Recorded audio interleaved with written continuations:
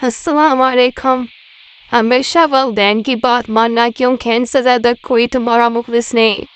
दोस्तों, ज़ूमी बस्ती से कुछ दूर जंगल में अपने वालिदैन के साथ रहता था। बस्ती में इसका दोस्त टिम्मी इससे वरवलाता रहता कि जंगल के मुकाबले में बस्ती में खाने पीने का बहुत आराम है।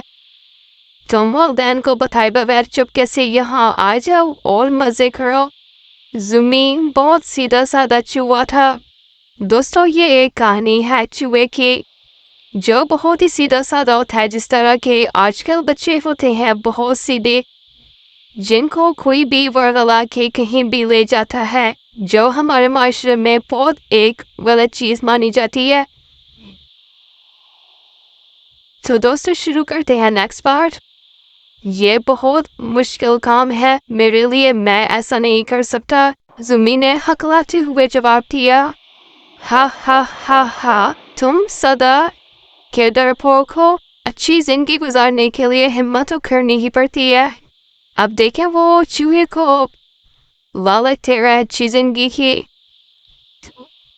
जिंदगी गुजारने के लिए हिम्मत तो करनी ही पड़ती है। मुझे देखो किस बहादुरी से वहां से निकला था, और आज सारी बहादुरी मुझसे जिंदगी गुजारना चाहती है। सॉरी, मुझ जैसी जिंदगी गुजारना चाहती है।